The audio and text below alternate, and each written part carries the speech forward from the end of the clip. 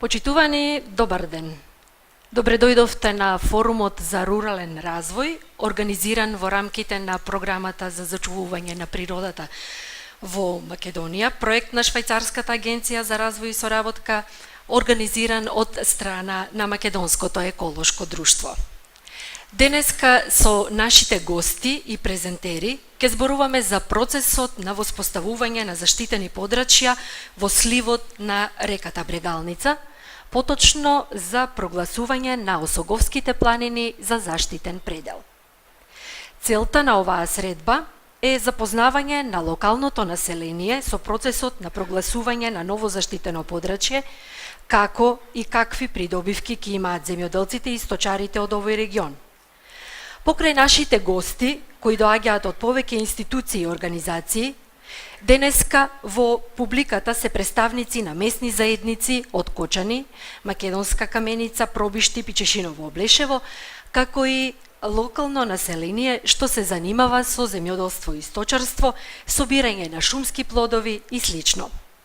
За почеток, го поканувам градоначалникот на општина Кочани, господинот Никол Чуилиев, да го отвори овој форум за рурален развој и да ги поздрави присутните. Повелете. Благодарам. Почитувани професори, експерти по одредени области и останати присутни, добар ден и од мене.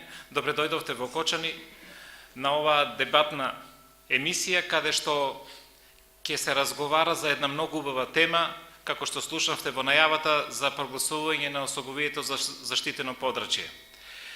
Јас сум еден од оние градоначалници од Истокот кој имаше една убава прилика, убава можност, благодарение на организаторите Македонското еколошко друштво и програмата за зачувување на природата, направивме едно студиско патување во соседна Бугарија, каде што имавме убава и ретка можност да се запознаеме со заштитените подрачја и секако да размениме и да слушнеме мислења од луѓето кои веќе го имат поминато тој процес. Благодарение токму на тоа искуство, градоначалниците од Истокот едногласно одлучија дека сите сме спремни да постапиме да направиме постапка за прогласување на Осоговието за заштитено подрачје. Придобивките од прогласувањето на Осоговието за заштитено подрачје ќе бидат повеќократни. Најпрвин, секако сакам да напоменам дека оно што ни го дава природата со едно рационално и контролирано користење ќе допринесе да ја зачуваме природата која ни е останата и да ја оставиме во наследство на следните генерации. Понатаму, со едно контролирано користење на природните ресурси, секако ќе допринесе за поголем развој на целокупниот регион, бидејќи со прогласувањето на едно такво подрачје за заштитено допринесува, односно возможува и полесен пристап до европските фондови кои навистина ќе бидат на располагање и ќе имаат предност да ги користат луѓето, односно оние кои стопанисуваат и кои работат во такви заштитени подрачја. Се на се, мислам дека сме во еден прекрасен процес кој треба да го искористиме сите заедно. Ако има одредени различни размислувања, да ги надминеме и да ги усогласиме, се со цел овој процес да го продолжиме многу посилно, бидејќи единствен начин да ја зачуваме и природата и да продолжиме натаму да ги користиме природните богатства на еден реален начин, само е овој пат и друг не постои. Ја користам оваа прилика исто така да се заблагодарам на организаторот на Македонското еколошко друштво и на програмата за зачувување на природата, кој навистина направија многу за брегаланичкиот регион и исто така очекувам да продолжат и понатаму да не поддржуваат, се со цел да зачуваме овој дел од природата кој што ни е даден и кој треба да го оставиме на следните генерации. Посакувам успешен работен ден, плодна и успешна дебата, од која очекувам дека сите заедно ќе излеземе посилни и посилно ќе продолжиме да чекориме во процесот кој што веќе е отпочнат. Ви благодарам. Ви благодарам, градоначалник, за вашето обраќање, а сега го повикувам представникот на секторот за природа од Министерството за животна средина и просторно планирање, господинот Владо Атанасовски, накратко да се обрати и да објасни какви се заложбите на оваа институција за прогласување на Осоговските планини за заштитен предел. Повелете. Благодарам. Добар ден и од мене. Јас сум Владо Атанасовски, представник од Министерството за животна средина и просторно планирање, сектор за природа, кој е одговорен сектор во самиот процес на валоризација и прогласување на заштитени подрачја. Министерството за животна средина и просторно планирање со самото појавување на идејата за прогласување на Осоговските планини, уште од самиот старт е поддржувач на оваа иницијатива и активно е вклучен. И можам да кажам дека доказ за тоа е годишната програма на Министерството, во која што приоритет е дадено на прогласување на Осоговските планини како идно заштитено подрачје. И е приоритет на владата оваа година истото да го спроведе, односно да го прогласи. Во рамки на програмата за чување на природата сме еден од главните партнери и корисници на резултатите и можам да кажам дека досега во овие 6 години се има многу направено за Брегалничкиот регион и во наредните 2 години останува значи во овој главен столб да се прогласат заштитени подрачја. Приоритет се дадени на 2 заштитени подрачја. Првото е Осоговски планини, второто е Ченгино кале, кое што се надевам дека наредната година ќе се прогласи. Меѓутоа, нас како Министерство приоритет покрај прогласувањето многу ни е важно, значи поддршката што ја дадова градоначалниците на општините кои што гравитираат кон Осоговските планини, нивната подготвеност, спремност, активност да учествуваат и да дадат огромен придонес на оваа иницијатива. Меѓутоа, како што и сами денеска се соровме во голем број, нам како Министерство многу ни е важно, значи и што ќе кажат другите заинтересирани страни, односно луѓето кои што се непосредни жители на ова подрачје, кои што се занимаваат со сточарство, кои што се занимаваат со шумарство, шумарски зборостопански единици, луѓето од земјоделскиот сектор и така натаму. Денеска е прилика да ги слушнеме нивните излагања, нивните размислувања, кои што верувајте дека ќе ни бидат од огромно значење за тоа што самиот форум кој што денеска е пред нас ќе ни даде еден партиципативен и транспарентен пристап, односно сите што сакаат можат да земат учество и да кажат, да им се одговори на нивните прашања за да се знае, значи што е проблем, ако има нешто да се постапи по него, да се реши, односно во самиот процес на прогласување на заштитени подрачја, да си го олесниме патот, така да све што има да се извади на маса и да се отворено разговара, за да може понатаму да се спроведе постапката за прогласување, која што Македонското еколошко друштво е задолжено да изработи документацијата и све што е поврзано со неа, а Министерството да го направи предлог иницијативата и понатаму на седница на влада истото подрачје да се прогласи. Само да кажам дека станува збор за заштитено подрачје, идно заштитено подрачје од 5-та категорија, односно заштитен предел по согласно Законот за заштита на природа и меѓународната IUCN заштита.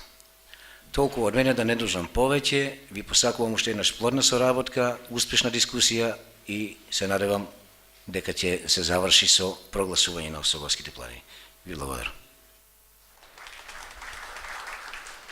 Ви благодарам, господине Атанасовски.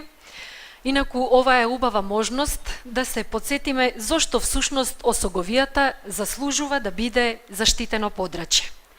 Деспина Китанова повеќе од 1 деценија врши истражување на биодиверзитетот на Осоговските планини и како дипломиран биолог можеби најдобро може да ни објасни зошто овој предел го заслужува епитетот заштитено подрачје, но и докаде е целата постапка за неговото прогласување. Повели.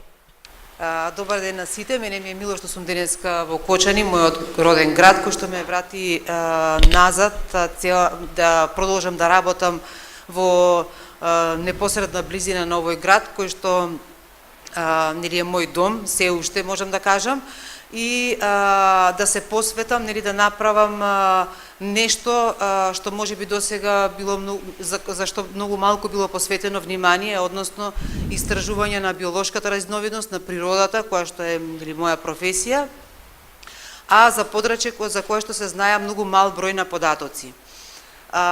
Сега можеме да кажеме дека на Осоговските планини се регистрирани голем број на видови од растителниот и животинскиот свет. Тие се и валоризирани.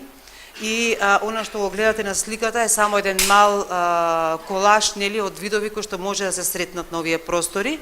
Од 2300, односно околу над 3000 видови на жив свет, околу 700 од нив се регистрирани како значајни, односно значајни со европско или светско значење и исто така национално.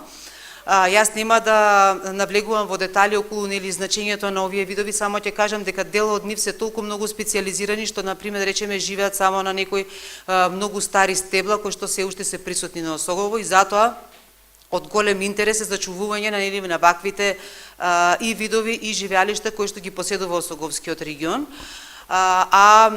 Всушност нели тоа го дефинира и значењето од биолошки, односно од природен аспект на едно подрачје. Тоа секако се прави преку различни правни системи.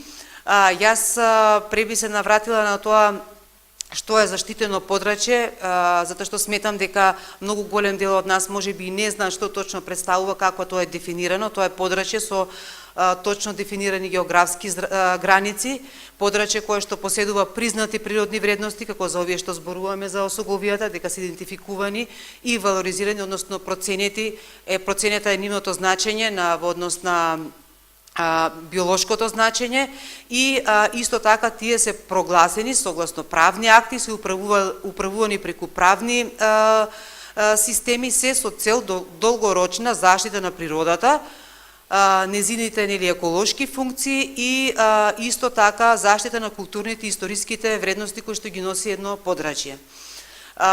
Имавме вклучено голем број на експерти кои што работеа во различни области, не само нели на природните вредности, флора, фауна и така натаму, туку нели и пропратните други вредности во смисла на земјоделство, шумарство, други нели важни социоекономски аспекти и можеме да кажеме дека Осоговските планини поседуваат исклучителни природни, културни и историски вредности кои што се представуваат огромен потенцијал за одржлив развој и се од големо значење за локалното население.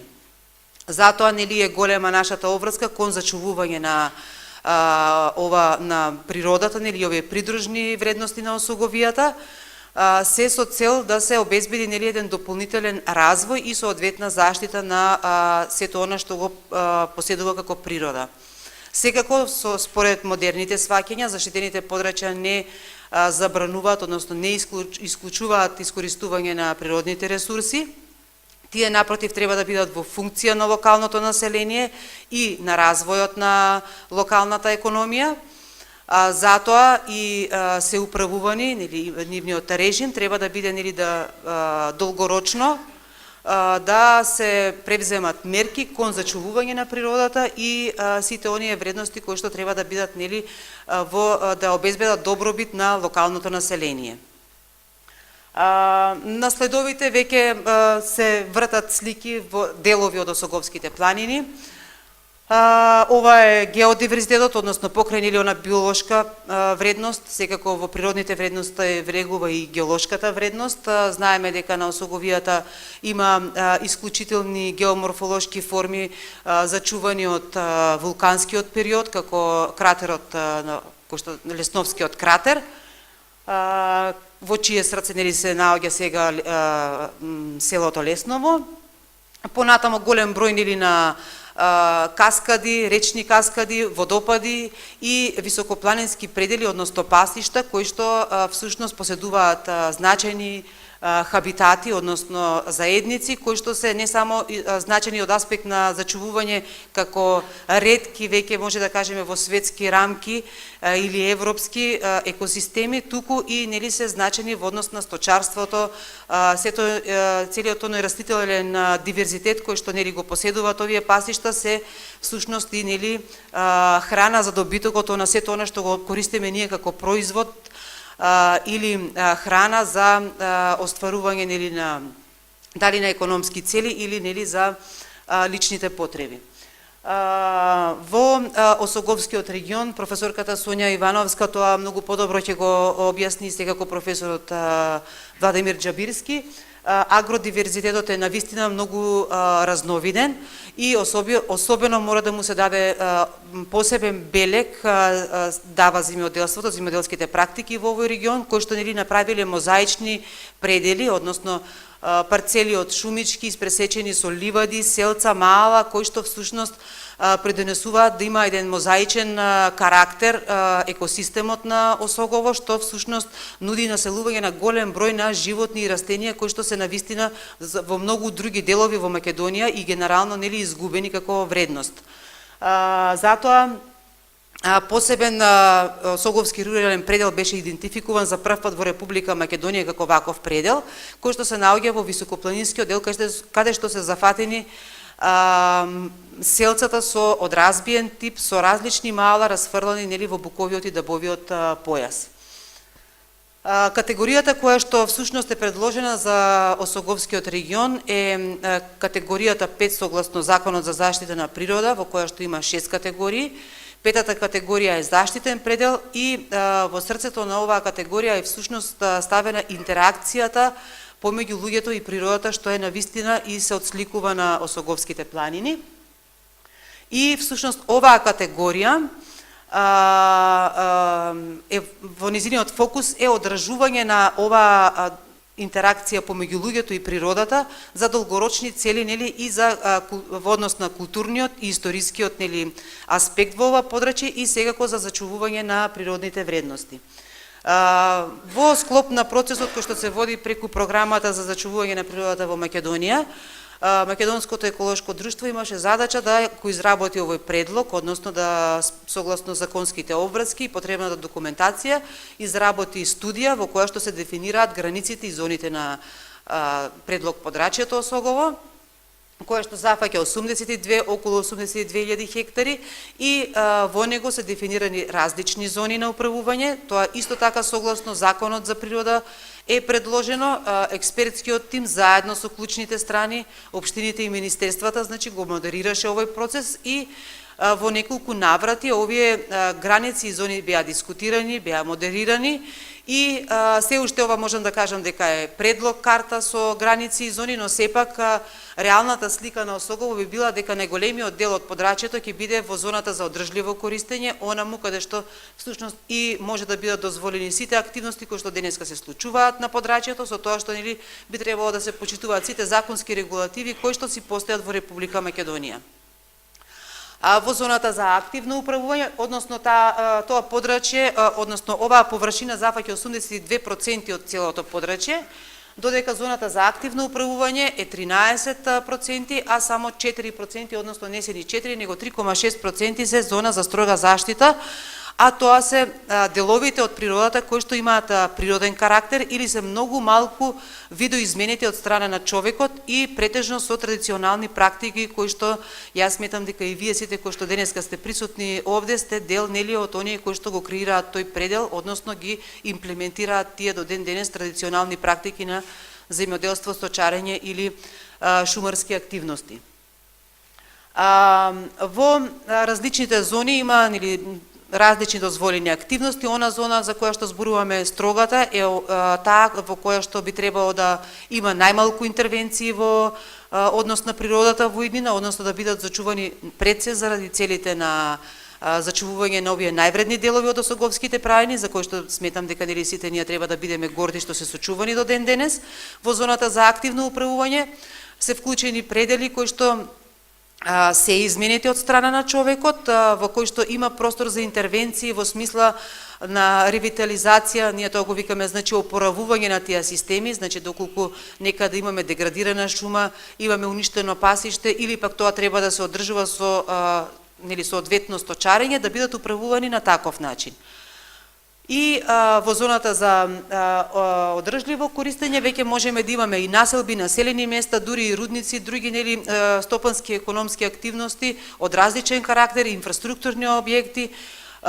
Сите овие зони значи може да служат за развој на одржлив туризам и секако земјоделството и сточарството треба да бидат дел од регулиран, секако морам да кажам, режим во склоп на различните зони, но никако нели да не престанат, бидејќи улогата на заштитениот предел е да се одржуваат системите на начин на кој што биле и креирани до ден денеска, со тоа што не треба да бидат деструктивни.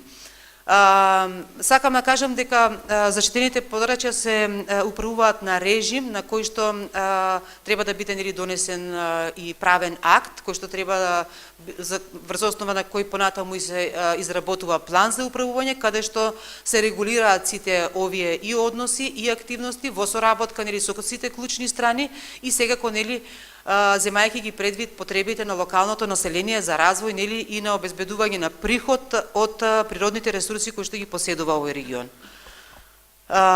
Јас би сакала да оставам простор на професорите кои што денеска се овде со нас да позборуваме малку повеќе за земјоделството и шумарството во едно заштитено подрачје кое што нели може да отвори многу повеќе дискусии бидејќи затоа сме денеска овде.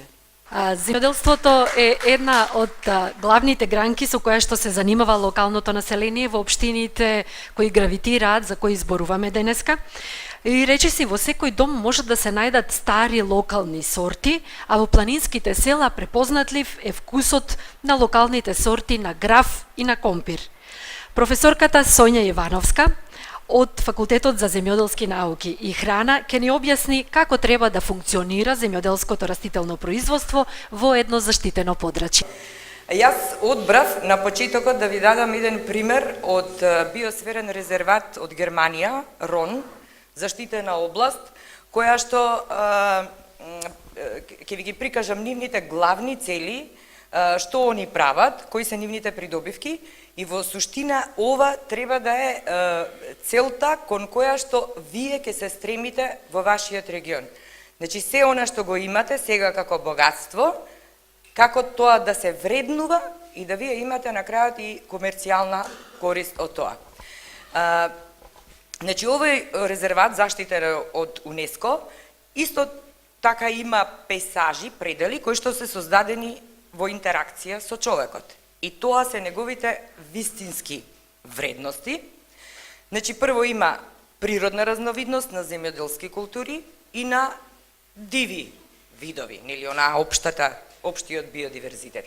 Има културна разновидност, имаат исто така различни дијалекти, историја, традиција. Главните дејности се земјоделство, рачни изработки или занејчиство и малите компании.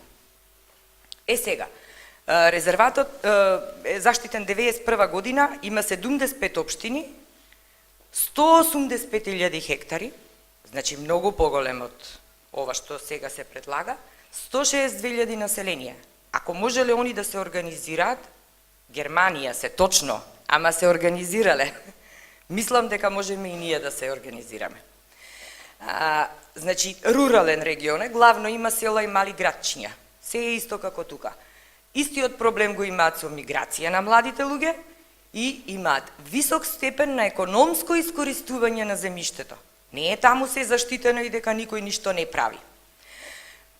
Ова е составот на зоните, значи многу повеќе кај нив е опфатена ова активната зона. Следниот, значи, освен мали реки, населби, 42% се шуми, 14% ораници и 35% се ливади и пасишта. Така да сето тоа е возможно да се прави во заштитена област. Што си поставиле како цели? Вие исто така треба да се стремите кон тоа. Прво, да создадат поволни и оддржливи услови за рурален развој. Значи нешто трајно, што ќе остане, само да се надградува. Прво ги обновуваат природните области за сметка на индустријските. Тука има една разлика, бидејќи Германија е високо развиена економска земја, каде што индустриализацијата беше во голем обем и они сега даваат уствари пари за да се вратат назад на она што ние го имаме. Значи, ние го имаме тоа, ние може одма да почнеме да се вреднуваме. Они даваат пари за создавање на меги, на разновидни култури, да не биде се иста култура, ние тоа го имаме. Само треба сега да го наплатиме некако, да го заштитиме. Потикнување на мали и средни компании на сметка на големите. Ние такви имаме, само мали и средни, во најголем дел. Интеракција на човекот со природата, значи преку туризам, преку заштита на овие предели, што е можно повеќе да се направи таков контакт, главно да биде производството еколошко, тоа е тренд секаде сега во Европа, и екстензивен или селски, да го наречеме, туризам. Тоа е она што ние треба да се стремиме. Значи, основа на сите тие нивни цели е уствари традиционалното или селското земјоделство. Од таму потекнува се. Прво, тоа нуди прилика за традиционални предели, пейсажи, што е основа за туризам. Значи, таму имате више агро туризам, каде што туристите одат на фарма, на обична фарма или на органска фарма или на биодинамична фарма, па седат неколку дена, па јадат храна традиционална, тоа истото вие можете да го понудите. Тоа има основа за производство на храна и на биомаса, значи за енергија, за заштита на биодиверзитетот и на агробиодиверзитетот, на земјоделските производи што уствари имаат пазарен потенцијал, од тоа живеат. Значи во 2014 година 121 органска фарма имале. И таму треба да се стремите и вие. И сите овие влегуваат во екосистемски услуги, а во најновите програми на Министерството за рурален развој се базира на агроеколошки мерки и на екосистемски услуги. Значи, од таму можете да црпите фондови. Следното. Како значи, овие цели, они доаѓаат до овие цели преку градење на идентитетот. Тоа е тоа што вие треба сега да го направите. За да направите траен и вреден идентитет. Прво си направиле свое лого, кое што го применуваат, еве гледате колку различни бизниси го користат логото. Ако е еколошко производството плюс се додава био-рон, значи си имаат свое маркетиншко здружение за сите тие бизниси, здружение на производители, продавница со регионални продукти. Сите го користат ова знакче. Јас ќе се задржам повеќе на примерите од земјоделството, генерално и од растителниот диверзитет. Негде околу 400 сорти јаболки, стари сорти збориме, се лоцирани, од кои 170 идентификувани, значи тука се насочени, нели? Имаат фарми, например, со 3000 овци стара раса, стари раси на крави.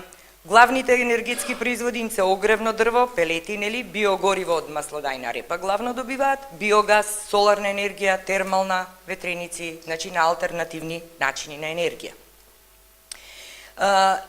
Примерот со фармата со овците, значи тоа е Колп е наречена фармата, негде 80-тите години е основена за да се заштити една стара раса што била во исчезнување, а денес веќе тие чуваат и гуски и кокошки, нели продаваат и јајца и месо и млеко. Сите им се заштитени со знакче, биорегион, нели? Воедно служи како модел фарма, прават едукација, имаат посета од туристи, од деца, значи се од аспект да се промовира значењето, особено што е ова стара раса сорти, стара раса овци, и има подобар квалитет. Кај рестораните што вовеле?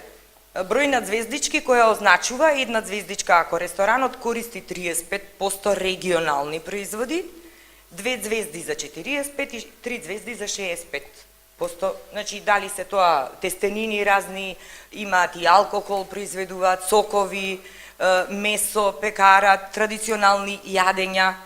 Со самото тоа тие се рекламираат и веруете доаѓаат голем број туристи специјално за таа намена во регионот.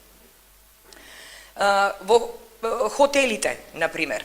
ова е еден хотел Доринт во град со минерални води.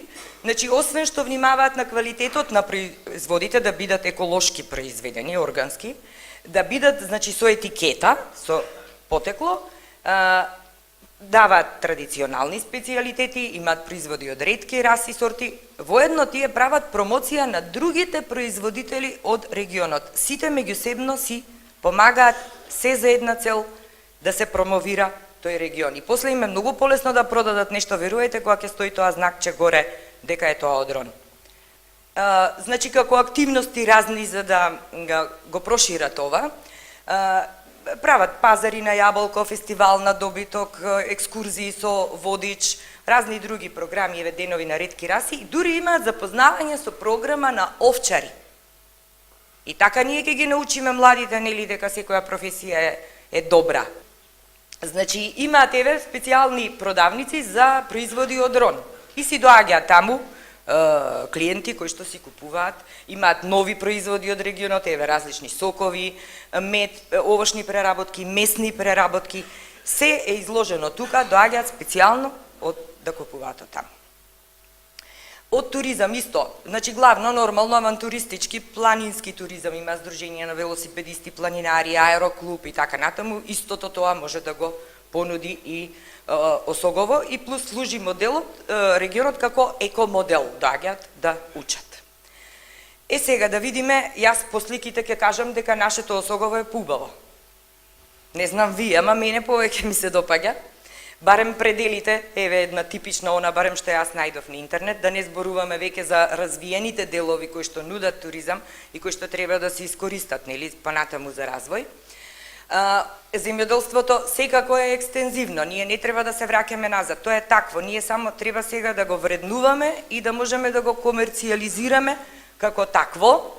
Што ни фали?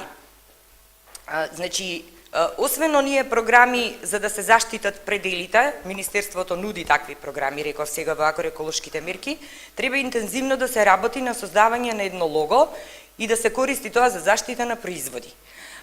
Значи, во Македонија може да се заштитат со ознака, заштитена ознака за потекло, заштитена ознака за географски назив и за гарантиран традиционален специјалитет на 3 нивоа.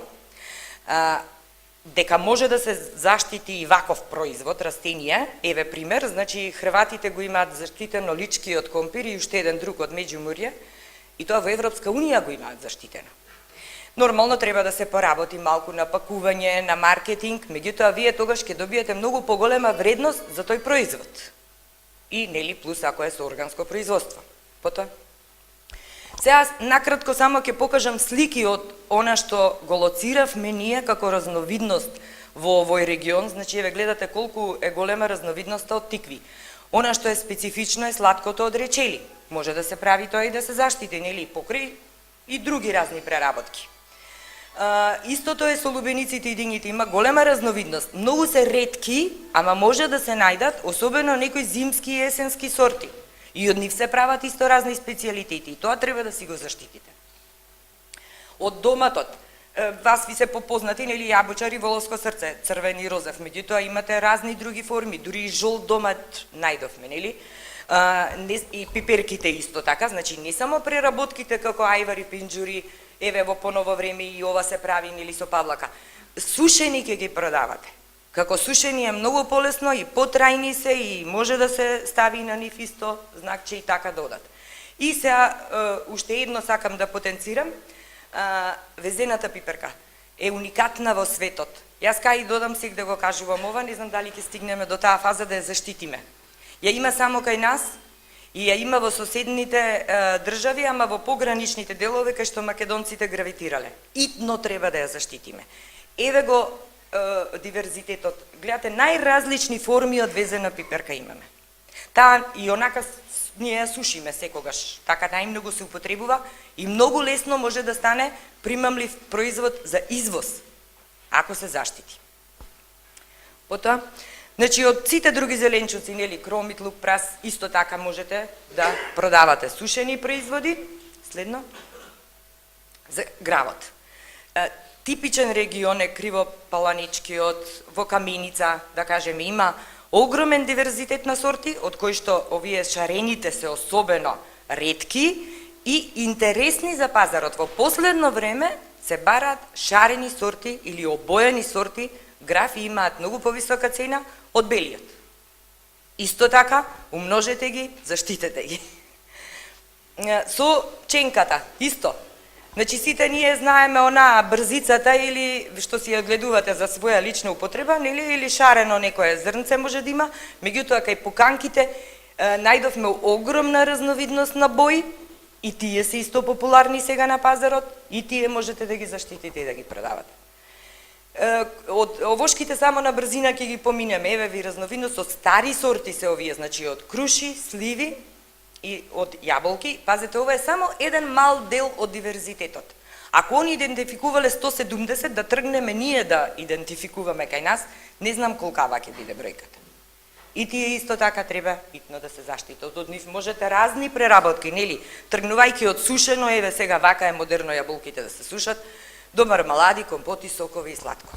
Значи, ова е дел од идеите што можете да ги направите за да практично вашите производи добијат од заштитата на осогово, ако на сите нив си стои знакчето дека се тие дел од осогово. Ви благодарам, професорке. Се надевам дека добивме многу мотиви како се може заштитеното подрачје да влијае позитивно на нашиот развој. А сега го повикувам професорот Владимир Џабирски од Факултетот за земјоделски науки и храна да објасни како треба да функционира сточарството во идно заштитено подрачје и какви се придобивки би имале од сточарските производи од идното заштитено подрачје. Повелете, професоре. Факултетот за земјоделски науки и храна и Македонското еколошко друштво. Јас сум во двојна функција овде. Меѓутоа, денеска би сакал да создадеме не една визија, туку едно поголемо разбирање за заштитеното подрачје и она што треба да го постигнеме. Со оглед на тоа дека заштитата на природата со земјоделското производство, чиј дел е и сточарството, е многу сложена интеракција на социоекономски, би рекли и еколошки, па и културолошки компоненти. И кога ја погледаме заштитата на природата од тој аспект, ни станува јасно колкав е обемот на нашата задача која треба да ја исполниме.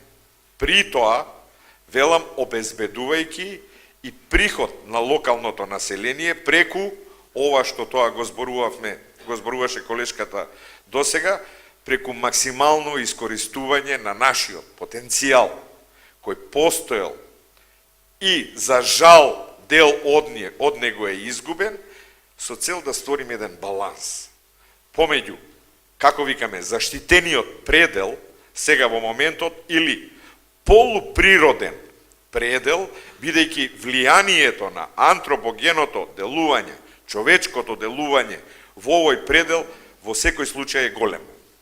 Меѓутоа, како што ќе видите од оваа презентација, ова е нашиот потенцијал. Ако германците успеат да се вратат, ние потешко малце ќе се вратиме, бидејќи се уште го живееме времето на индустриализација и идентификација, кога најголем дел од локалните раси, кои не изгледаат многу атрактивно, меѓутоа се совршено локално прилагодени, не само на традицијата, туку и на локалните услови. Како ќе се вратиме? Тоа е целта на мојата денешна презентација. Овде имате еден избор на бушата во три. Предпоставувам дека сточарите и постарите, повозрастните сточари, се сеќаваат на моментите кога ние имавме многу буши, примитивни говеда, како што можеш да видите, овде постојат и многу мелези се идентификувани и секако македонската пчела.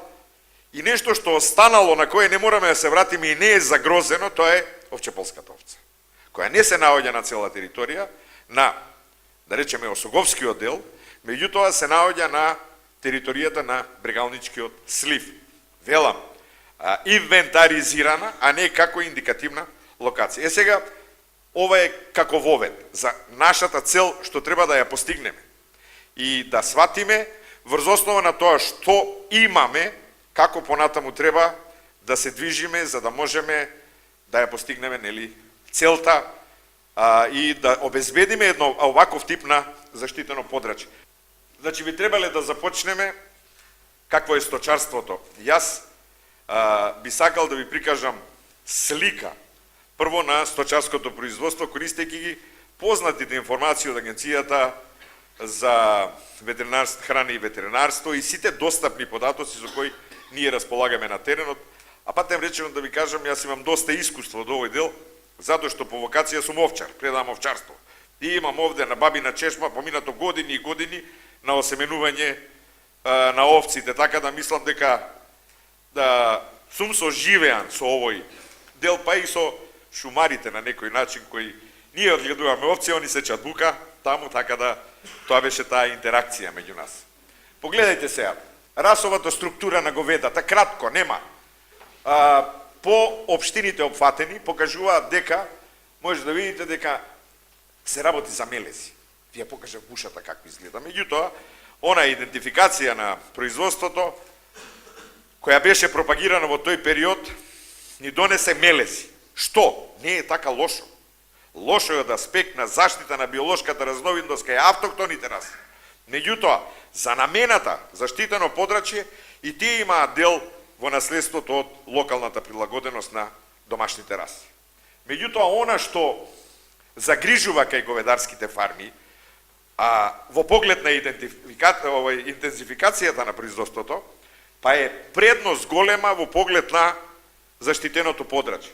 Погледajte, тоа се мали фарми до 5 крави, големина во североисточниот, односно источниот регион, двата региона се офатени, не се поопштени дадени, меѓутоа, ова покажува дека 80, 76, околу 80% од фармите се до 5 крави. Што значи тоа? Ќе видиме понатаму. Овде кај имаме исто така расовата структура, кај овците, големината на фармите, на овчарските фарми, и тука имаме податоци кои укажуваат дека се застапени и мелези, застапени се во многу мал број чисти раси и, како што ви реков предходно, драго ми е што ете од сите домашни соеви, шарпланинскиот, каракачанскиот и овчеполскиот, само овчеполскиот сој на домашна праменка не е загрозен. А таа е чисто македонска локална праменка, бидејќи балканската коза се наоѓа во регионот, имаме право на неа, не? Шарпланинската овца има и од другата страна на Шарпланина. Како што реков, каракачанската овца, која за жал е исчезната, веќе ја немаме, карактеристика на полуномадскиот систем, сето тоа укажува, заедно со овие податоци, дека потенцијалот за ваков тип на производство, како што го препорачуваме во заштитено подрачје, може да биде голем. Ова истражување е започнато 2008 година. Не базира само на факти голи податоци од агенциите, статистиката и така натаму. Базира и на анкетни податоци, како што можеме да видиме овде, од самите фармери. 2008-2009 беше првиот прашалник горе, кој беше направен во неколку села во регионот. И од ова треба да видиме дека имаме специализирани фарми, меѓутоа имаме многу мешани фарми, од кои говедата и овците се зафаќаат 43%, односно овците и козите мешано, а сите други фарми, значи едно бекјард производство, има некој свинче, има кокошка, тоа е некаде околу 39%. Фрагментиран и мешани фарми, понатаму. Значи, овој слайд треба, овој брз преглед на сточарството и сточарските активности во регионот врз основа на податоците кои ги имаме и податоците кои сме ги стекнале преку анкети, кажувам. Земјоделството, значи во негови рамки сточарството, се одвива во мали домакинства. Фрагментиран поседот, тоа се однесува и на растителното производство, тоа Сонја многу убаво го кажа. Постојат производителите не се меѓу себе организирани, здруженијата се малку.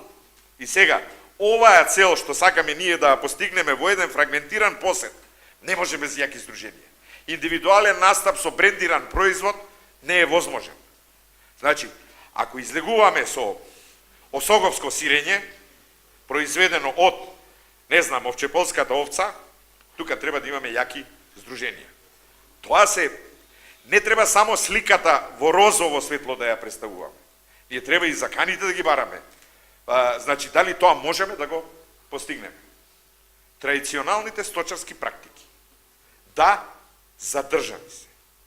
Меѓутоа, од следните слайдови ќе видиме дека еден друг, како што напоменав, социоекономски момент страшно влијае на напуштањето на традиционалните сточарски практики. А знаете зашто? Заради демографскиот притисок врз иселувањето на руралното население кон големите центри. Значи, тоа е втората поента, која ја означувам како закана во она што сакаме да го постигнеме на Осоговските плани. Ова се заканите. Погледајте и јако овие предности, недостатоци, да речеме и карактеристики, кои ние ги споменавме за одржување на пределот од аспект на заштитеното подрачје, постојат, сепак, погледајте, анкетата укажува дека испитаниците сметаат дека ризикот од потенцијалното намалување на природниот диверзитет преку закана по растелните и животинските видови, може да видите, не постои со, не знам јас, ова се селата по надморска височина, дадени. Дали ви е ова разбирливо? Зошто? Ако го споредиме со следниот слајд, ризикот од прекомерно искористување на површините, односно пасиштата под вегетацијата. Дали ни е јасно зошто е ова? Заканата во еден заштитен антропоген предел не се состои само во прекомерно искористување на природните ресурси, туку во ангажманот да одржиме претходната состојба на природните ресурси. А локалното население рекло, ова да го читаме на друг начин, вели, немаме стока, немаме добиток. Можете ли да ме замислите дека, бабина чешма, погледајте ја во делот на Кратовската евиденција. Па во 80-тите години јас работев тамо, само на бабина чешма, од ЗИК Црвена звезда Штип, имаше 2500 овци. Само на бабина чешма. Погледајте го капацитетот на Тораница, Билино, Калин Камен и пасиштата, како што ги води евиденцијата на јавното предпријатие, ќе видите дека нема овци. Значи, каде е пониква, кај што Кочанско поле ги качуваше овците? Нема овци. И сега, каде е заканат? Истото се однесува и за масивот Осоговски планини во Кочанскиот дел, односно сите овие катастерски парцели, како што може да видите, тоа е повеќе од катастрофално. И за кој заштитен антропоген предел ние ќе зборуваме, кога имаме деградација не од прекомерно искористување, туку деградација на пасиштата од недоволно искористување. И резултатот е, што би рекле биолозите, промена на целиот екосистем. Значи, ние ќе добиеме овде од тревна вегетација, одиме во нискостеблена, или како сакате, шумарите ќе ми помогнат, тоа е боровинка, да се кажеме, и смрека. И сега, ќе го заштитиме пределот. Арно, ама, треба се вратиме чекор 2 назад, како што германците се вратиле. И рекле, филјан раса влегува во програмите за заштита на биолошката разнородност кај домашните животни, што патем речено и ние го имаме. Многу е лесно тоа да се направи. И ние ќе се вратиме назад и ќе извршиме ревитализација. Тоа е правиот збор кој ние треба да го користиме за да може да ја постигнеме целта. Ревитализација на овие пашни системи кои се под закана токму од ова. Можностите. Па можностите се тука, ние ги имаме. Ако нашите традиционални системи не ни овозможуваат да го постигнеме, земјоделството со висока природна вредност, нема да објаснувам што значи тоа. Ако ние не обезбедиме одржливо користење на вегетацијата, односно природните ресурси, но со низок интензитет, ама сепак некаков интензитет, ние можеме да спроведеме тоа да го правиме и со мелезите, и со домашните праменки. Зборувам сега за пашните животни, животните, преживните животни, бидејќи коњите некако и полека со оглед на тоа дека нивната функција како влечни животни се изгуби, остануваат како спортски животни, значи не ги внесувам таму во тој дел. Понатаму, органското фармерство. Не зборувам за органското фармерство. Ние имаме експанзија на органското фармерство.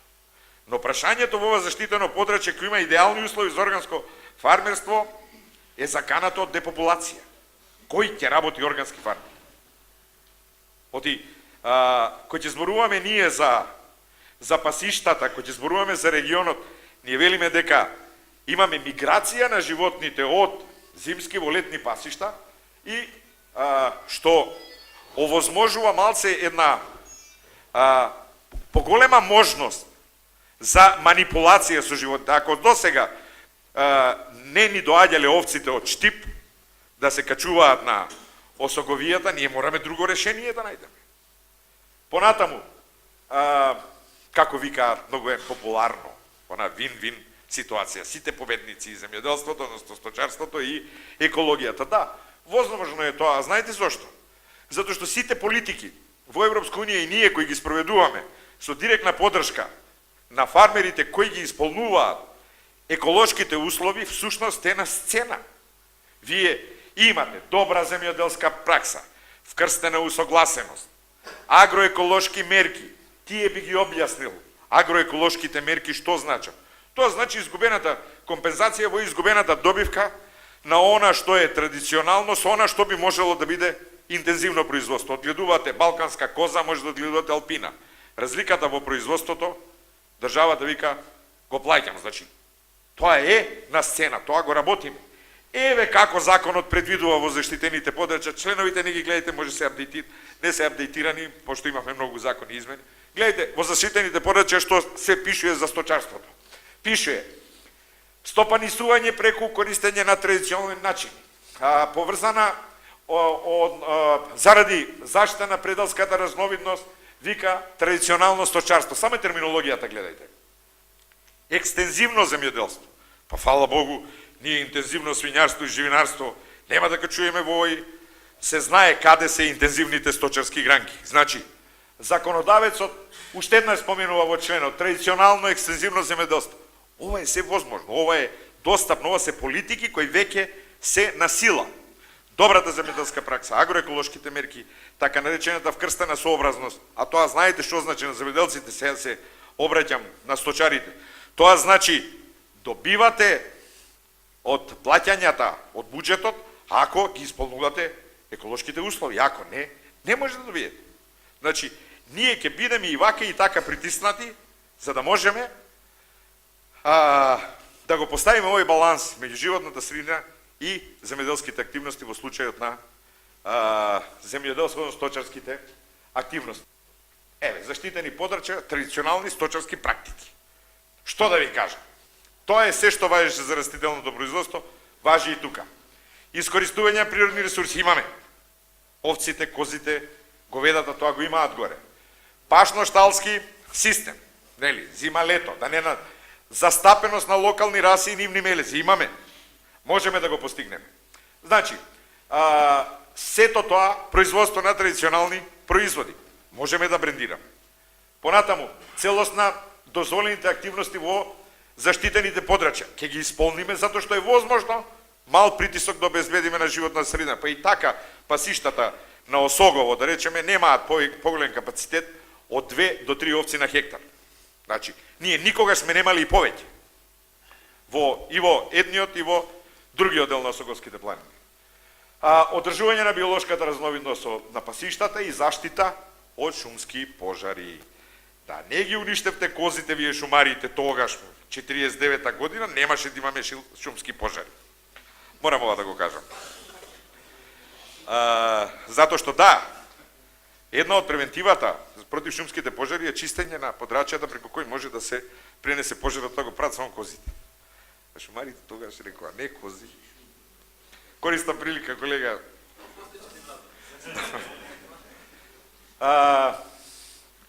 Ова е шемата на традиционалното овчарско, бидејќи сум овчар, ја не можам да не презентирам една традиционална шема, која нема да објаснувам, не? Меѓутоа во суштина тоа е јагнење во зима, зимски пасишта, летни пасишта и зимски пасишта, молзење, мркање на планина, на летните пасишта и зимските пасишта спуштање долу. Тоа е традиционалната шема. Возможно. Сега, додадената вредност ја бараме во органските системи. Додадената вредност ја бараме во традиционалните практики. Затоа што условите ни го дозволуваат тоа. Со една забелешка. Ако успееме, ова е за мене сериозна забелешка, да ја вратиме популацијата на руралното население, за да може ова да го без проблем да го спроведе, во случај имаме обратен процес на деградација. Место со интензивно земјоделство, со никакво земјоделство. Вклучувајќи го и сточарство. Благодарам. Му благодариме на професорот Џабирски, а сега за шумите, нивната улога во идното заштитено подрачје, начинот на искористување вредностите, професорот од Шумарскиот факултет Никол Човелковски. Благодарам. Добар ден на сите. Јас сум Никол Човелковски од Шумарскиот факултет во Скопје. Работам на катедрата за одгледување на шумите.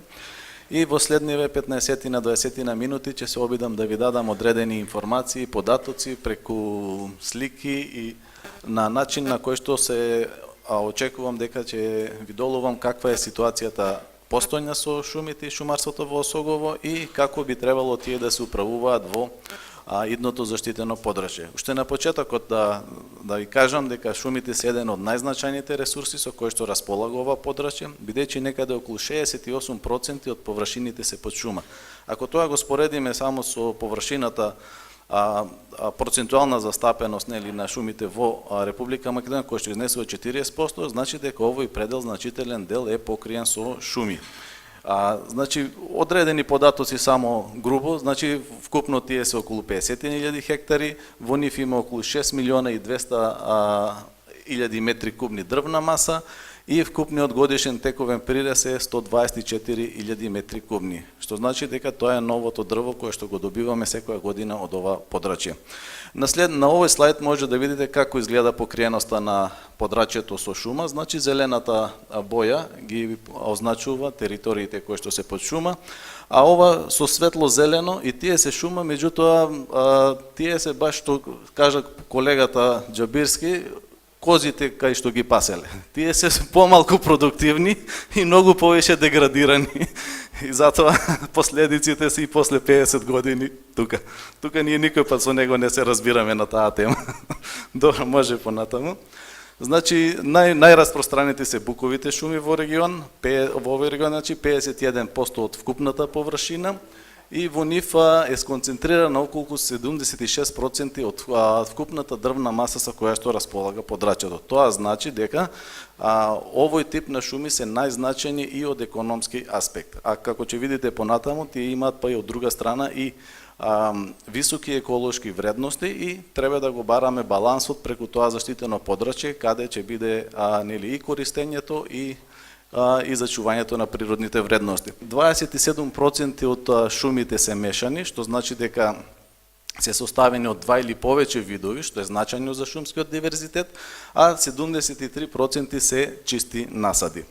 Значи, во однос на собственоста, шумите на подрачјето се во државна и во приватна собственост. Со приватните собственици, согласно Законот за шуми, стопанисуваат приватните лица, додека со државните шуми стопанисува јавно предпријатие Македонски шуми, кое што има 5 подружници во регионот. Значи, се стопанисува согласно Законот за шуми, меѓутоа мора да се знае дека со воспоставувањето на идното заштитено подрачје, значи мора да се води сметка за Законот за заштита на природата, односно за целосно имплементирање на сите негови одредби, бидејќи и прогласувањето на идното заштитено подрачје ќе биде по овој закон. Значи, вака изгледа територијалната распределба на шумските површини, значи тоа се 5 подружници, Делчево, Кочани, Крива Паланка, Кратово и мал дел на Виница. Тоа е само така илустративно, може понатаму. Значи, како стопанисуваат шумарите? Значи, Од 1952 година се создадени шумски стопанства кои што стопанисуваат согласно принцип на трајност во стопанисувањето.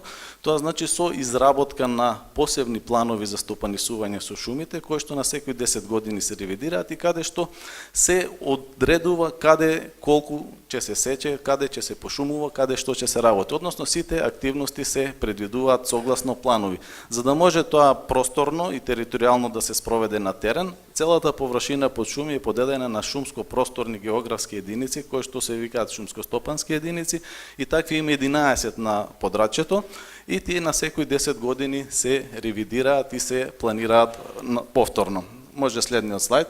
Значи, како се остварува реализацијата на етатот? Одредени практики, сведоци сте сите, значи, се пошироко употребуваат, например како чистите сечи, кои што се користат главно во изданкови шуми од ДАП, но има примери од бука, што е негативен пример, мора да кажеме, значи, во Европа е концепт више заборавен, значи, кај нас се уште се употребува, меѓутоа тенденцијата ќе биде на намалување на тоа. Значи, имаме примери на осеменителни сечи, главно во букови едновозрастни шуми, имаме примери на преберни сечи, во букови разновозрастни шуми се прават прореди во млади шуми и санитарни сечи во пожарени, оштетени или заболени шуми. Значи, тоа се главно практиките кои што се употребуваат во регионот. Вкупното дозволено годишно користење е околу 67.000 метри кубни. Значи, според пресметките на шумарскиот сектор, толку годишно може да се исече од ова подрачје. Значи, ако тоа се спореди со вкупниот тековен прираст од 124.000 метри кубни на годишно ниво, тоа значи дека се користи некаде околу 54% од новата дрвесина која што се акумулира. Тоа е во функција на исполнување на тој концепт на трајност во стопанисувањето и на постојано акумулирање на поголема количина на дрвна маса во шумите. Значи, сега што е разликата сега да речеме и како би требало? Тој концепт не сме го измислиле ние, тој концепт дојде од Австрија, од Германија, меѓутоа во 50-тите години. Во минатиот период луѓето отидоа на еден многу пософистициран концепт, тоа е концептот на одржливо стопанисување, кој што содржи некои поекономски пристапи, поеколошки пристапи и така натаму. Каде е разликата? Разликата е што во концептот на трајност во стопанисувањето, за да утврдите колку ќе сечете, да речеме, од шумата, тогаш го користите само прирастот и состојбата во шумата. Одредени еколошки вредности, одредени пейсажни функции на шумата, одредени природни вредности, богатство со видови и така натаму не се земаат во тоа. Значи, и затоа луѓето поминале на еден посовремен концепт, кај што се користат комбинирани методи на стопанисување, каде што се издвојуваат шуми со високи природни вредности, каде што се поставуваат подрачја по натура и на тој начин всушност се прави одреден баланс и помеѓу економското, и помеѓу еколошкото, и помеѓу социјалното. Значи, намената на сите тие заштитени подрачја е да се најде тој баланс во функција на луѓето. Значи, ако ги погледнеме шумите во регионот, околу 46% се од вегетативно потегло, значи тој дел од шумите е прилично искористуван и тие се сведени во една пониска форма. Значи, додека другите 54% се од генеративно потекло, таа е форма која што е многу поблиска во природната. Во следните слайдови ќе видите разлики како изгледа. Ова е букова шума која што од вегетативно потекло и која што е стопанисувана со нискостеблен начин или со чиста сеча. Значи, таквите шуми треба да се ревитализираат. Тоа е неприродна форма, тоа е скоро деградирана форма на шумата. Значи, ова кажува дека тој процент од 46% дека во одредени делови ние сме имале многу висок процент на искористеност на шумскиот фонд, па дури е доведено до одреден степен на деградација. Тоа обично е во пониските делови на Осоговските планини.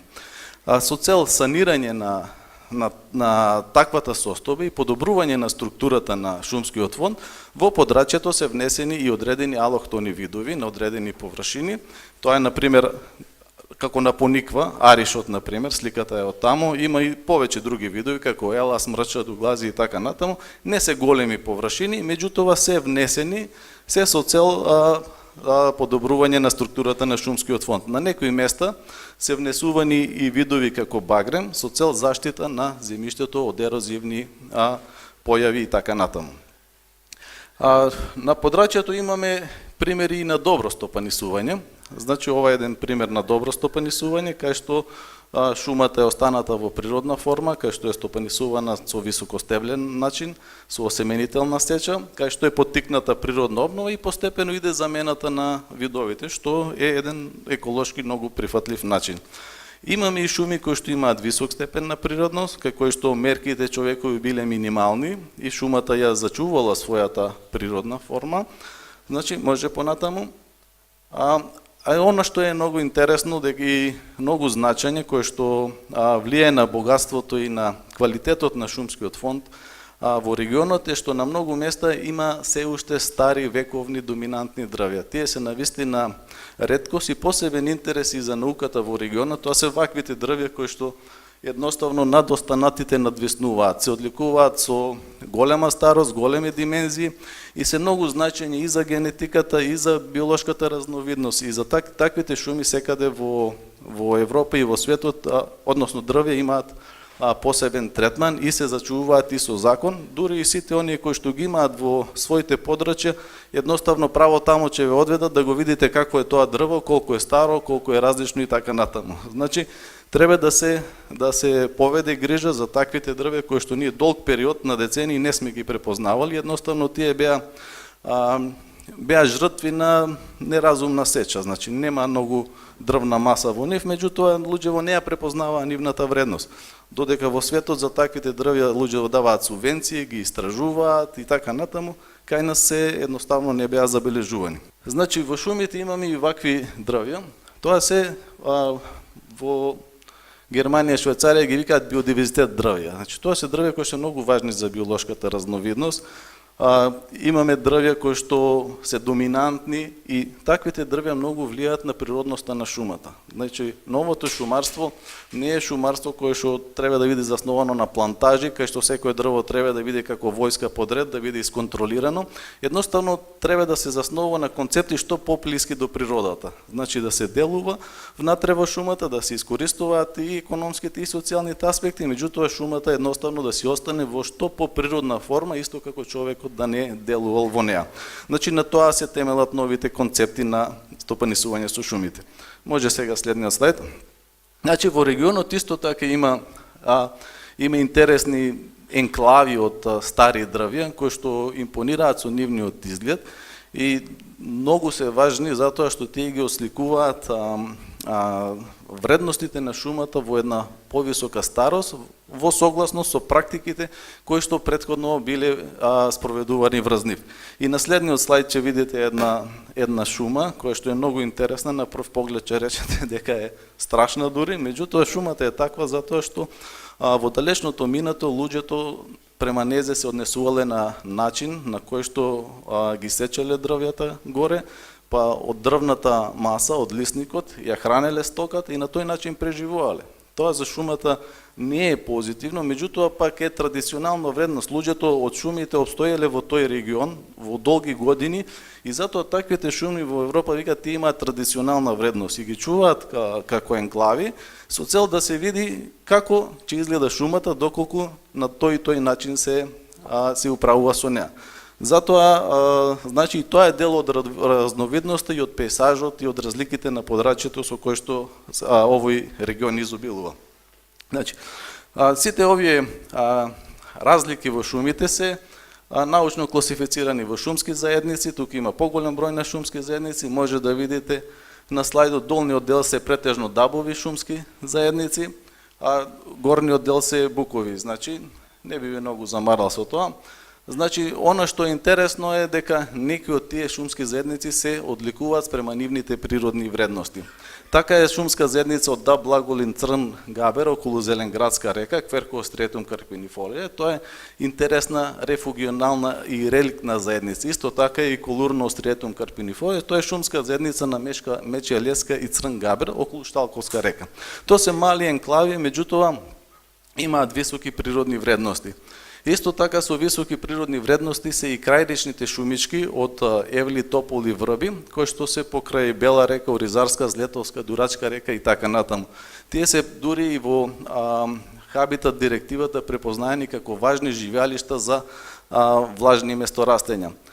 Интересни се и значајни и шумите со мешан состав и учество на некои ретки видови, како што се диваc, среша, липа, сорбуси, јавори и така натаму. Веројатно тие што идат по шумите ќе видат дека некако одредени видови све помалци ги имаме. Све помалци имаме дивач, среша, све помалци имаме липа во нашите шуми, све помалку имаме јавори.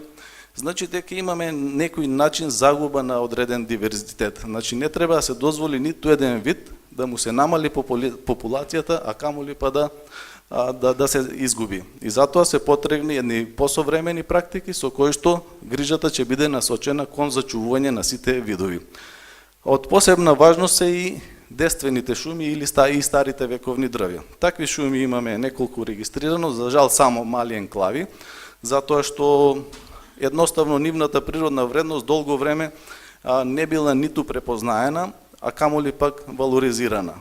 Значи, може понатаму. Исто така, овде постојат и ацидофилни букови шуми, кои што се многу значајни, меѓутоа за жал не се издвоени, нема доволно научни истражувања на таа тема.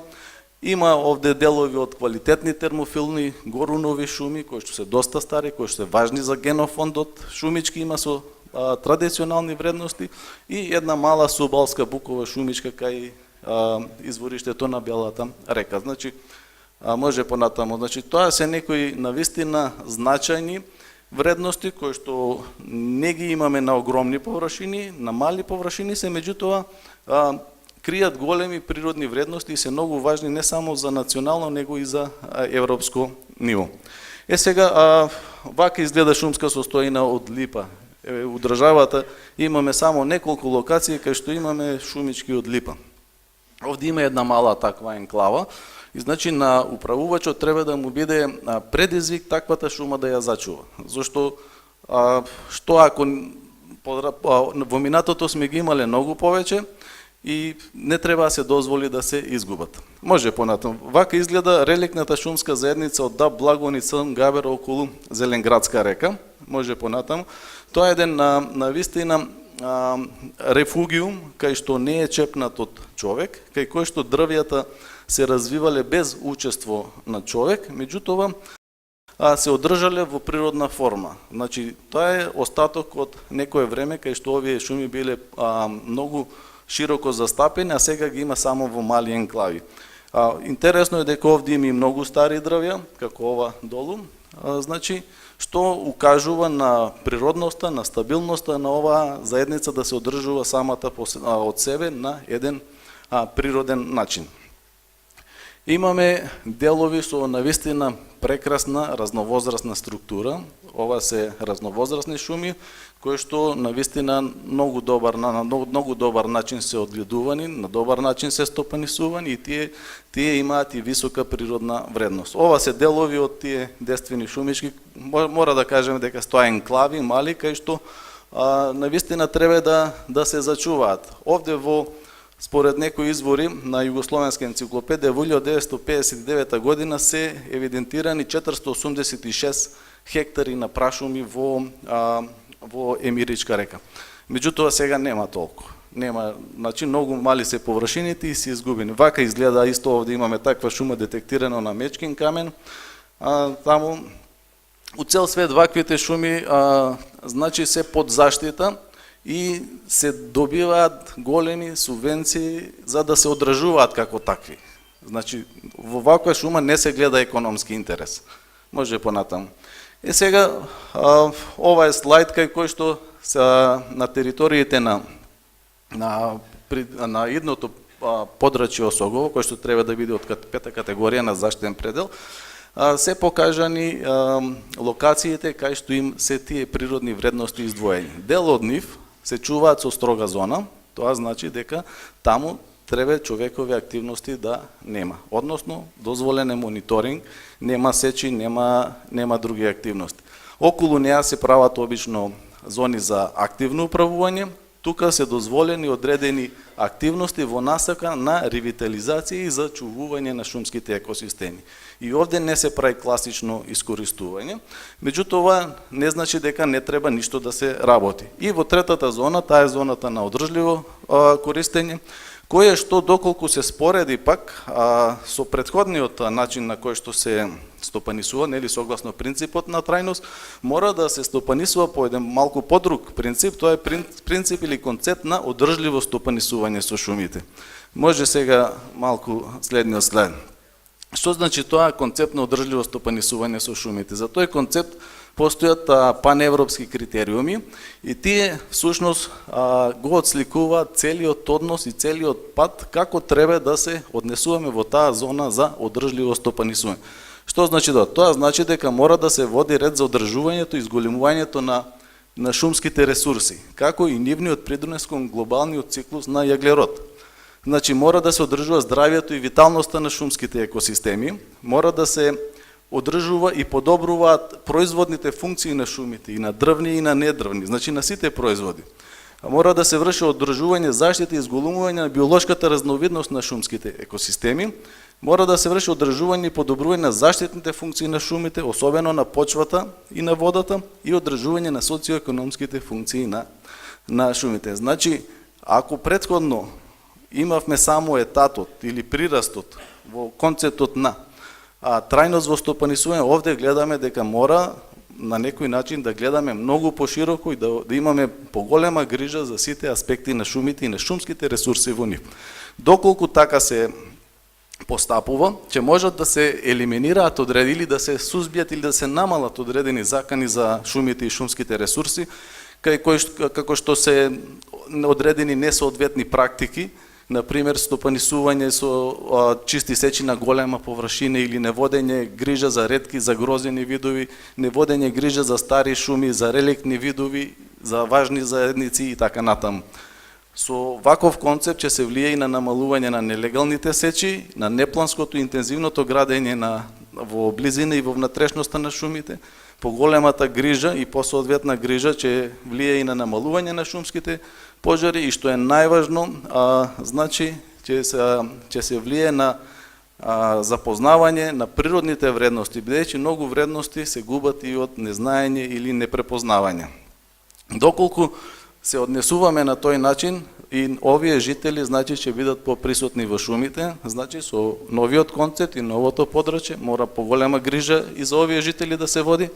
Може понатаму исто така и за шумските плодови из ова и понатаму и за ароматични лековити билки, како и за овие делови од шумите. Значи, за сега многу ги користиме на екстензивен начин, меѓутоа соодветно не се валоризирани и едноставно луѓево не остваруваат доволно приходи колку што би можеле да се остваруваат. Значи, затоа сметаме дека со примената на одржливото стопанисување во шумите и со воспоставувањето на концептот на заштитено подрачје, ќе може да се исполнуваат заеднички и економски, и социјални, и еколошки функции на шумите. И целото тоа да биде во функција на еден заеднички, на еден комплетен, одржлив развој на целото подрачје осогово. Значи, со тоа се даваат можности за едни посовремени пристапи и во шумарството, значи во функција на луѓето во регионот. Ви благодарам, професоре. А сега да најавам дека меѓу присутните овде со нас се и луѓе кои можат да споделат успешни примери и искуства од тоа како досега работат со рурален туризам. Тако е, например, примерот со семејството Петрови, Весна и Зоран Петрови од село Лесново. Тие во последните 10 години се занимаваат со рурален туризам, пречекуваат гости од земјата и од странство. Повели, Весна. Луѓе, ние се занимаваме 10 години со рурален туризам, традиционална храна произведуваме. Ништо ново не измислуваме, нашите баби што работиле, ние со тоа продолжуваме. Идејата беше на машми, а сега продолжуваме фамилиарно. Јас па децата. Мажот е столбот на фамилијата, а жената е братот, па каде го врти тама оде. Произведуваме сол. Например, ќе кажам една изработка наша што Чаевите, береме ги чаевите, сушеме и кога сме послободни, триеме сол на воденичен камен. Препознатливо за Лесново. Климата сакаме да ја зачуваме, треба и да ја паземе. Има феноменални овошје што треба да се искористат. Еве сега габеро што слушам, џанката слива во Лесново што веќе исчезнува. Имаме дрва што се стари по 100 години, ние произведуваме фруктали, домашна ракија.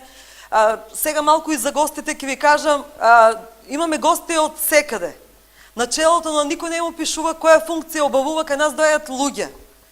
Неколку амбасади има доаѓано, еве например американската амбасада 3 пати има доаѓано кај нас. Тие се природни луѓе, знаат да влезат во фолијата, знаат сами да си наберат од овошјето.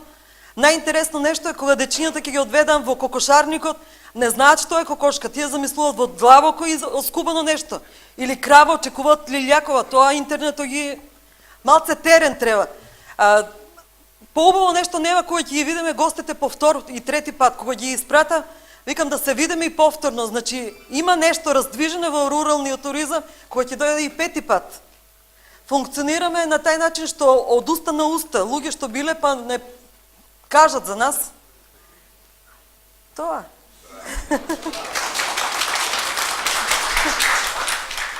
Оваа тема е на вистина широка, а самиот процес на прогласување на заштитено подрачје е комплексен. Претпоставувам дека и меѓу присутните овде има прашања кои што се поврзани со ова. Ако е така, повелете. Добар ден. Јас сум Панче од Ново село, председател на местна заедница. Сакам да го питам господино, убаво многу кажа, за уѓермање, овоштарници, сточарство, многу убавина. А дали може кај нас да се чува нешто и да се успее горе? И со што идат они до долните села? Дали имат патишта? А на нас не треба хеликоптер па да ојдеме до горе да чуваме стока. Инфраструктурните проблеми мислам дека не се предмет на дискусија. Меѓутоа, во моментов. Меѓутоа се најважни и е проблем што ние го испуштиме последните 50 години. Сега, како ќе дојдеме наново до тоа, тоа е работа на некои други сектори. Јас се слагам со вас дека процесот на раселување на руралното население, на миграција на руралното население кон градовите, всушност е резултат на тоа. Уште едно прашање. Ајде, повелете. Нас не интересира, бидејќи кажавте дека 3,7-3,6% од купната површина е во строго заштитна зона. Колку од тие 3,6 припаѓаат према општина Кочани, Чешиново, Облешево и другите источниот дел, и од 37% за одржлив развој на освојувањето, колку исто така припаѓа на овој регион. Бидејќи ние сме тука собрани за да бидеме точна информација кој е тој регион, за кој регион конкретно збориме, дали е за туристичкиот локалитет, дали е за селата кои каде што номадското сточарење веќе е замрено, каде што нема. Јас лично сум од катастарска општина Пасаджиково и тоа е едно село кое е изгорено во Првата светска војна, каде што стојат урнатините на селото. Меѓутоа селските патишта кои се биле во времето на номадско сточарење и екстензивно земјоделие се обраснати со шуми, со трева, со тоа. Дали уопште постои такви намери за ревитализација на овој дел? И второ, сакам како прашање, дали уопште во овој заштитните подрачја, иако во строго заштитните подрачја се строги критериумите за активности било какви, дали во регионот на одржлив развој се планира да се урбанизира, до каде е со урбанистички планове, бидејќи без урбанизација и инфраструктура на овие региони не можеме да го вратиме нити номадското сточарење, кое е карактеристично за Осоговијата, бидејќи имавме можности, јас бев учесник, кога имавме бачила на Осогово и комбинатот Кочанско поле и задруга Галеб, каде што имаше над 20.000 стада овци. Сега нема ни едно скоро. Така да, во тој дел сакам конкретни податоци, ако можете да ни даете, и кои катастарски општини се офатени во регионот. Одлично е прашањето. Јас би покажала на карта, значи колкава е таа површина. Овие се црвените полиња кои што се тие 3,6% под строга заштита. Ако можете да видите, тоа се значи претежно долините на реките. Скоро и да немаме зафатено пасиште, поготово во нискиот дел. Од овие 3,6% на Осогово вака или од око, ако видиме, може да има 1% од таа 3,6% заштита, строга. За Кочани, да. Вака, ова е долината на Кочанска река. Значи, буквално над водопадот на голема река и клисурата, односно камењарот, каде што сега бев на неколку наврати летово, буквално нема поминато човек не знам колку време. Значи, тоа е обраснато, е диво како во џунгла. Не може да работи ни шумарскиот сектор, а камоле нели да има други активности. Ова се само едни површини кои што се од термофилни дабови шуми. Гледавме да покриеме и различни типови на хабитати при креирањето на овие зони, кои што ова се приватни посети, за ова би требало да разговараме малку подетално, затоа што ова се приватни шуми, за кои што треба да се најде начин како тие ќе бидат, например, речеме, компензирани доколку нели влезат под строга заштита. Доколку тие се управуваат согласно законот за шумарство кој што важи во Република Македонија и тие подлежат под тој закон, можеби и во разгледување нели на активностите во дефинирани во планот за управување ќе треба да ги решаваме заеднички доколку одлучиме овие да останат. Реков, овие се предлог граници. Раткова скала, сметам дека сите од вас тука ја знаат, поготово луѓето од Пробиштип и Кочани. Буквално е самата карпестиот предел, карпата и мал дел од шумскиот појас кој што се исто така стрмни планини. Ова подрачје е значајно од биолошки аспект затоа што има растителни и животински видови кои што се навистина ретки во Република Македонија. Имаме колонија на лилјаци која што е најголема во Република Македонија. Тие се сите видови кои што се ставени на светските листи на заштита. Делот кај Орлов камен и Вучи камен е дефиниран заради присуството на египетскиот мршијадес, тоа е единствено гнездо тука во Македонија, таа птица е под глобална закана од исчезнување, неколку само парови имаме во Република Македонија и едниот гнезди токму во овој дел. Ова зона е сега намалена заради тоа што со шумарскиот сектор интензивно дискутираме нели да нема намалување на површините кои што се економски исплатливи нели за шумарскиот сектор.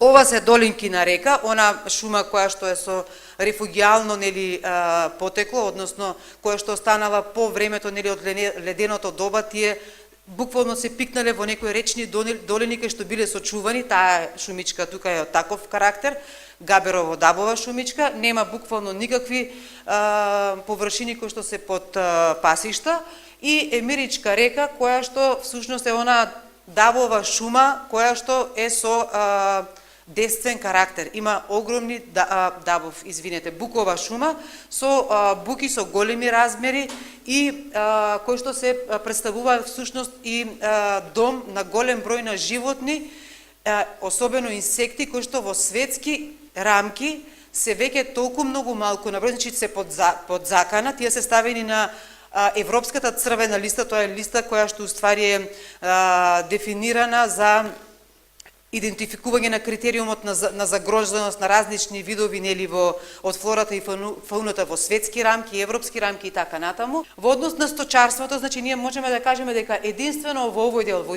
високите планини на Осоговските, на врвовите на Осогово, значи ова е Царев врв, тука се ставени високопланинските пасишта, извориштата на реките. Бела река, Црна река, Дурачка река, од каде што пијат вода, Крива Паланка, од ваму нели знаеме сливот кај води, или пак нели Крива река. Има важни живеалишта, има цирк кој што е многу важен геоморфолошка карактеристика која што треба да биде зачувана. Мечкин камен, каде што исто така имаме десствена шума, или пак Крива Црвена река и Каменичка река. Всушност тука се наоѓаат единствените шумски тресетишта кои што се навистина раритет во Република Македонија. Ако тие во Ирска или во Норвешка ги има во големи површини, кај нас тие се наоѓаат на многу мали површини. Тие не само заради биолошката вредност како видови или како посебен екосистем, тие имаат многу голема улога и во регулација на водниот режим. Тие се буквално како резервоари за вода. Во однос на тоа, како рековте, дали ќе може да се ревитализира сточарството во регионот? Урбанизацијата, значи јас верувам дека сточарството пред едно 100, 200 и 500 години не се вршело по асфалтни патишта, а имало 12.000 овци на Осогово. Не викам дека не треба да се прават патишта, заштитеното подрачје не треба да биде недостапно за луѓето, ние треба да го отвориме, нели, и кон луѓето да се вратат доколку може и да го отвориме кон другите кои што сакаат да го посетуваат во смисла, нели, на туристички цели. Треба тоа да се направи умно, да биде направено синхронизирано, тука треба да се вклучат многу сектори, тоа се прави во планот за управување. Овие мерки ќе бидат предложени, треба да се дефинира каде точно треба да имат патишта за да тие бидат исплатливи. Ние знаеме дека, нели, со ваквата урбанизација има генерално проблем во државата, затоа што имаме ние улици во градските средини кои што се недостапни. Така да верувам дека оние кои што треба да го изработат планот, дека ќе играат мудро, ќе го креираат планот заедно со вас. Треба да се идентификува, треба да помогнете вие во случајот, значи каде вас во однос на сточарството треба да имате поддршка од инфраструктура. Каде ви се тие бачила? Ние знаеме дека тука е мандрата тракаинска, дека вамо е бабина чешма, но треба заедно со вас да се идентификуваат овие аспекти во изработка на планот, да бидат земени предвид и да се направи, нели, убава проценка како би требало да се развива. Јас верувам дека ние денеска заклучивме сите дека сточарството на Осоговските планини е во многу на многу ниско ниво во моментот, дека имаме многу големи проблеми, не само од инфраструктура, дека немаме ни население, немаме луѓе кои што сакаат да се занимаваат со сточарство, дека не се платени луѓето кои што се занимаваат со сточарство, значи има многу големи проблеми од социјален аспект и нема да ги решиме сите проблеми. Заштитеното подрачје отвара една друга можност. Отвара можност да можете просторот да го уредувате малку поорганизирано и поодржливо да се управуваат природните ресурси. За крај само да ви се заблагодарам на сите што бевте дел од форумот за рурален развој. Во следниот период ќе има и други настани за информирање на локалното население за процесот на прогласување на Осоговските планини за заштитено подрачје. И во секој случај мора да напоменеме дека од идното заштитено подрачје нема да имаме штета, туку ќе има само придобивки. Ви благодарам за вниманието и ви посакувам пријатен ден.